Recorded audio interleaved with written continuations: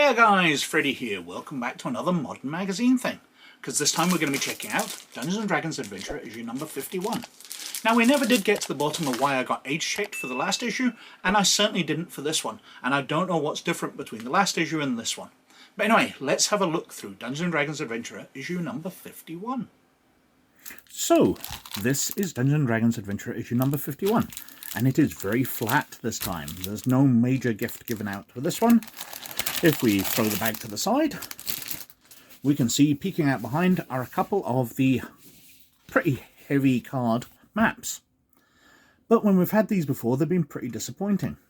So, first of all, we have an Underdark Cave. Now, I don't know if this has been one of the adventures before. It's got X's marked on it, so it's not generic. And the other map makes me think this is probably from a recent issue, but it doesn't stick in the mind. Now, again, the grid is absolutely tiny. The only miniature I've got to hand is this Space Marine medic, which has been sitting on my shelf gathering dust, separated from his legion. But you can see the base is basically the size of 4 squares. If we try and position him on the edge of one, we could perhaps use this for miniatures combat, but it is way too small. It's very disappointing. And as I said, the other map is from this issue. It's a abandoned lair. So that is perhaps a bit more useful, but generally the players won't be seeing this. This is for the Games Master, and the map itself is given in the magazine. So why are we getting the same thing twice? It's more detailed, yes, but not exactly useful. So, onto the magazine itself. So I've got another one of these covers where it's at a weird angle. Is this not the same cover as the last one? It is. Here's issue 50. They're using the same cover image. How long has this been going on that I haven't noticed? I'm reaching down here. Issue 47. Issue 49. I'm guessing 48 is like that as well. I'm now really disappointed. This cover image isn't that great, and they've used it for a whole bunch of issues. There's got to be decades of Dungeons & Dragons art they could have used. Massively disappointing. Anyway, we've got a new and exclusive adventure. We've got Githyanki Multiversal Raiders. We've got diseases. We've got plague, fever, and rot. And Mind Flayers, Brains for Breakfast. As well as an article on Party of One, DMing for a solo player. An article which definitely intrigues me. We open up, and we've got the contents page telling us the Adventure 5 for issue 51 is the Frazzled Flumphs. Sage advice on diseases and DMing for one player. Character creation, Githyanki. Lore, Beholders, Mind Flayers, Intellect Devourers, Mind Witnesses, and Flumphs. So, a lot on the Games Master, which is generally positive. There's not lots of subclasses and the usual dross that they give us. Anyway, first article is diseases. So, we present your license to ill, or at least some guidance on introducing strange diseases into your campaign. Talks about how common they are, and we've got the most common maladies and cures, mummy rot and rot grubs. Then over the page we've got more exotic demises, cackle fever, sewer plague, and sight rot. And it talks about different ways you can pick up disease. You know, obviously rats biting you might pass it on, but perhaps lycanthrope zombies and vampires might as well. Introducing the idea that not only being attacked by one of these monsters might do damage, but it might have a longer effect as you get infected with something. Quite a nice concept to introduce to starting DMs. And then the article, which I think is really good. DMing for one player. Much of D&D may be focused on group activities, but it's still possible or even rewarding to run a game for a party of one. So it's talking about why it might be necessary. You know, you've only got one person turning up, or you're wanting to run something for one player when they're doing a side quest basically to the rest of the group. And talks to you about how you would do that. You'd need to rebalance combat. Perhaps include a sidekick, somebody else to take a bit of the load. Be generous, you know, to stop punishing a single player. But also, at the bottom here, remember it's not a duel. There are only 2 you're playing, but it's not like chess or something where you're against one another. You're trying to make an interesting story together. And I really like that. I find that can be difficult, especially for people who come across from war games, who do look at it as very adversarial. So introducing that idea and setting it in Games Master's minds is very, very good. Then we're on to character creation. Species 13, the Gith Yankee. Once again, it's a nice introduction to them, but we're not getting any stats. So these pitiless warriors have thrown off their shackles to launch raids across the multiverse. Look out for our Gith Yankee artificer character who will be introduced in an upcoming issue.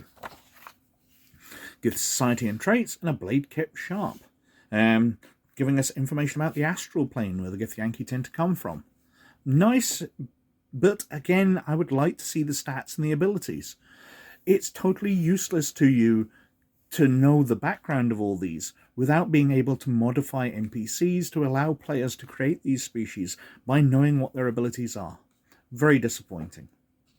Then we're on to monsters, and first up we've got Beholders, also known as Eye Tyrants. We've got information about Xanathar there. What the inspirations for them were. Eye contact, Beholder lairs, and we've got a nice little map here of a Beholder lair. But it's tiny, absolutely microscopic. It would have been so much nicer to have that map at this scale. That would have been so much more useful. Wouldn't have been useful as a battle map, but don't have it as a battle map. Just have it as a map that the Games Master can use when he's using Beholders. Then we've got Mind Flayers. So talking about them, mind over matter, the brain-sucking scourge of the multiverse. Mind Flayers are unfathomable as they are feared. Mind Flayer colonies, capture and domination. And again, a rather nice map. So we've had two of these maps which we could have had on printed card, which would have made them very, very useful indeed, as well as very pretty. The artwork on these is spectacular. You know, being able to pin one of those up on my wall, never mind using it in the game, would just be great. Then we're on to Intellect Devourers and Mind Witnesses. These walking brains and floating telepathic eyes are both grotesque experiments of the Mind Flayers. And we've got information about the Intellect Devourers and the Mind Witnesses. And then we're on to Flumps. In the gloomy, dangerous depths of the Underdark, the friendly Flumps are welcome beacons of light. And it talks about positive communication and psionic supper. They don't consume physical matter in order to nourish themselves, rather they're drawn to the powerful psychic emanations of other telepathic beings. And then the encounter we've got is including Flumps. So, what we've got here. Kisa the Undying, vile necromancer and power-hungry servant of Orcus, demon prince of the undeath, is the mastermind behind the army of living death that plagues the Underdark. Character has even felt his cult's influence in Neverwinter and the Moonchase. Encounter goals. To complete this encounter, characters must undertake a mission for the disguised Kisa, finding a cure for a trio of discombobulated Flumps in an abandoned Mind Flayer lair. So they meet the disguised one.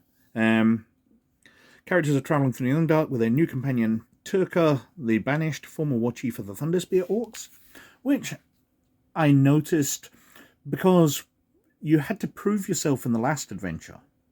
And then that's kind of been abandoned and we are having a different encounter. We're not following that up straight away, which is an interesting thing to do.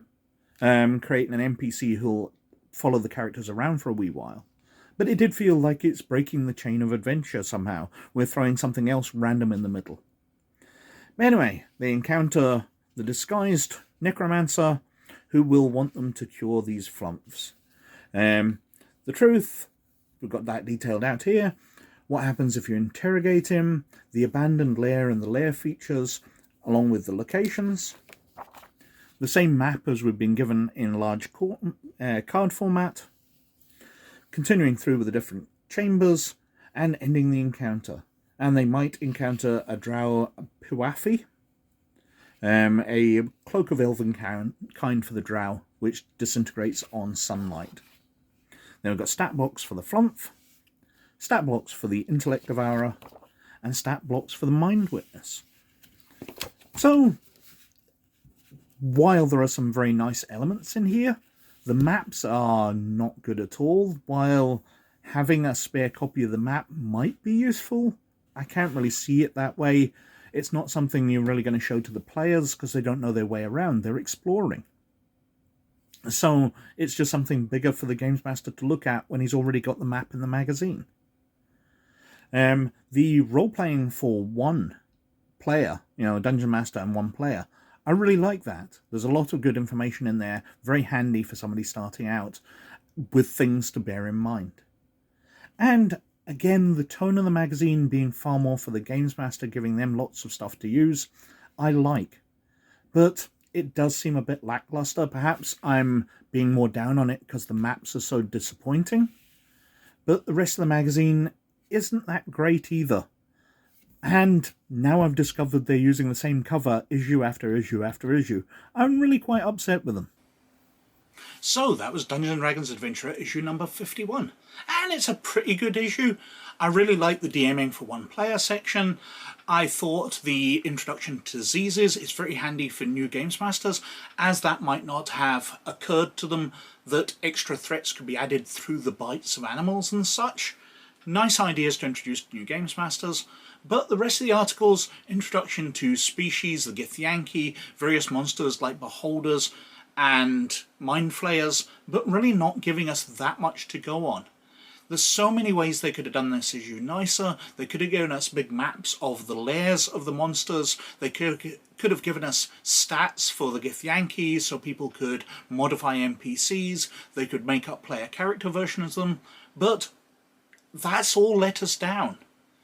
The magazine itself, though, targeted at games masters, which I count as very positive. There's no dice, which I'm glad of, but there's these rubbishy maps. It's just terrible that they couldn't come up with something to scale. They did it so right a bunch of issues ago where they handed out big A1-sized maps, which you could use miniatures on. Fantastic stuff. So sad they had to go back to these. But anyway, I think I've been wittering on for quite long enough, so thank you very much for watching. As always, most of all, you look after yourselves. And I'll catch you later. Bye now.